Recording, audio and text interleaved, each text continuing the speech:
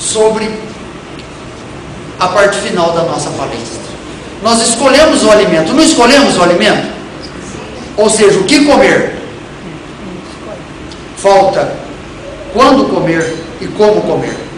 E nós não podemos concluir sem falar no laboratório que vai processar tudo isso, que é o aparelho digestório. O aparelho digestório, em poucas palavras, ele tem algumas divisões: a boca, faringe, esôfago, estômago, intestino delgado e intestino grosso. E órgãos acessórios: o dente, a língua, o fígado, vesícula biliar e pâncreas. Esse conjunto forma o trato digestório. Vocês sabem, do universo de consultas feitas no mundo, qual é a principal reclamação? Qual sistema é? Uma digestão. Aparelho digestório. Qual se sobressai? Primeiro, dificuldade de evacuação. Segundo, problemas estomacais. E essa palestra, ela visa exatamente definir os processos. Porque o que começa errado em um processo, o subsequente também será problemático. As pessoas querem ter boa digestão sem reduzir as macro ou as grandes moléculas do alimento. Ele não mastiga. É elementar, meu caro Watson, né? Que os 32 servem para triturar. Ou seja, os 32 dentes, se você não tem os 32, corra e fique pelo menos com 24. Ou seja, substitua, coloque uma prótese para ter os dentes.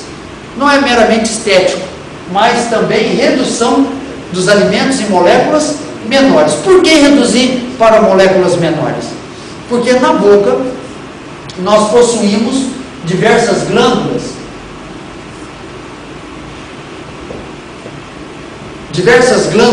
produtoras de enzimas. A nossa saliva, ela não é meramente para facilitar a deglutição, mas ela é riquíssima em amilase, em peptidase lingual. A nossa língua, ela tem glândulas produtoras de enzimas. Por exemplo, a amilase, ela atuará em todos os carboidratos, em todos os amidos, reduzindo em moléculas menores. Não é?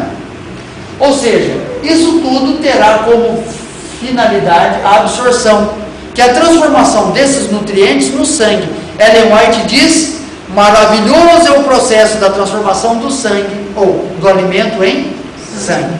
Pois bem, o nosso aparelho digestório, ele tem funções básicas: a ingestão, já analisamos, a secreção enzimática, seja na boca, no estômago, duodeno e intestino delgado, a mistura e propulsão, mistura na boca, mistura no estômago e intestino delgado. A propulsão, glote, esôfago, estômago, intestino delgado e colo, que é o intestino grosso. Digestão a nível bucal, gástrico e intestinal. E absorção a nível de intestino delgado e o processo da metabolização e defecação intestino delgado, reto e ânus. Pois bem, vamos agora dividir a digestão em 3 fases. Olha, isso é muito importante. Eu não consigo imaginar alguém que está com problema de digestão e quer resolver só a nível gástrico. A digestão tem 3 fases. A primeira é a fase cefálica, ou seja, comando no cérebro. Nós poderíamos utilizar um termo técnico, o feedback negativo. Nós recebemos um estímulo visual. Você vê um alimento e o que acontece? Dá vontade de comer? Onde foi a introdução desse reflexo? Visão. Você viu, ele foi para o centro receptor, a nível cerebral. Esse centro receptor foi estimulado. Ele vai estimular as glândulas gástricas a produzirem secreções: ácido clorídrico, pepsinogênio, muco, preparando o estômago para o alimento. Mas você pode não ver o alimento, não ver o estímulo, e mesmo assim ele será estimulado. Quem mata a charada? Qual é a via? Odor. Olha, ele estava mostrando. Cheiro. Mas tem outro que não é visão, não é odor, não é tato, não é paladar. Quem mata a charada? Também. Pensamento. Pensem que vocês estão tomando um copo de vinagre ou suco de limão. Vamos lá. Todos vocês, por favor, é real o que eu estou dizendo. Vamos tomar um copo de limão ou vinagre. O que está acontecendo? O que está acontecendo? Enchendo a boca d'água. Encheu a boca d'água. O mesmo processo ocorre não só a nível bucal, porque ele começou, as glândulas sublinguais e parótidas, elas começam a produzir saliva. Saliva contém enzimas, mas também no estômago começou a secreção. Por que a pessoa na terceira idade tem problemas de anemia? Terceira idade. É porque eles perdem o apetite. Por que perdem o apetite? Porque a fase cefálica está diminuída.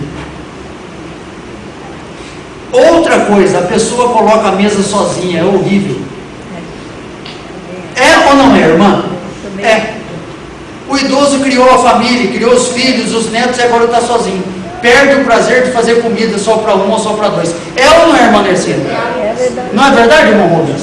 Ou seja, fase cefálica, não adianta você querer tratar com sulfato ferroso, tá? Noripurum, o problema está na fase cefálica, não tem estímulo. Ou seja, eu vou colocar a mesa, eu coloco de qualquer jeito. Não apresento bem os pratos, não combino os pratos, não tem estímulo visual. Então a fase cefálica é de suma importância. Por isso, quando a minha sogra vai à minha casa, ela come 10 vezes mais. Por quê? É só ela. Que prazer tem? Você vai fazer uma xícara de arroz para uma pessoa, nem dá para medir. Aí começa a ficar sem comer. Não dá vontade de preparar isso. Não dá vontade. Não dá de vontade. Né? Então nós precisamos, isso daqui eu vou passar, não quero complicar, a fase gástrica. A fase gástrica, ela tem duas fases. Ela subdivide no estímulo que ela recebeu do cérebro, não recebeu estímulo, e a fase hormonal. Esse estímulo irá produzir enzimas no estômago e inicia o movimento peristáltico. Depois desse, nós temos a fase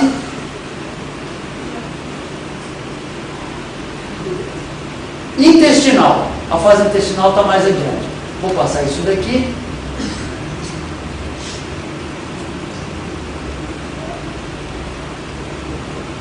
No intestino. A digestão na fase gástrica ela é extremamente ácida. O suco clorídrico, o suco gástrico, ele é composto de ácido clorídrico, pepsinogênio, a gastrina e a secretina. Tudo isso compõe o suco gástrico. Mas o ácido clorídrico ele é muito forte, porque ele tem que dissolver esses alimentos, transformá-los em quimo. Esse quimo, ele quando atinge um pH de mais ou menos 1,8, 2,4, varia, tem aí um lastro de pessoa a pessoa, depende do que ele come. O carnívoro tem um suco digestivo mais concentrado, mais ácido, né? E o anêmico tem um suco gástrico alcalino, tá? Porque a concentração do HCl no estômago, ele está preso à concentração de hemácias no sangue. É coisa impressionante, tá? Então, o anêmico tem pouco apetite. Tem pouco apetite, por quê? Porque tem pouco ácido clorídrico. O nosso corpo é um só. Mas esse ácido, ele vai dissolver os alimentos e quando ele atinge esse pH certo, ideal, essa válvula, aqui é a saída do estômago, tá? É o esfíncter, chama piloro. É uma válvula à semelhança do ânus. O ânus é uma válvula de retenção, né? Então ele se abre por vários estímulos e vem para o duodeno. Quando chega no duodeno, ele recebe o suco pancreático, esse é o pâncreas, aqui está o duto pancreático, ele recebe a bilis, aqui está o duto da bilis, e também o suco entérico produzido pelo duodeno. O que esses sucos fazem? Eles diminuem a acidez, porque a absorção a nível intestinal é alcalino. E as pessoas perguntam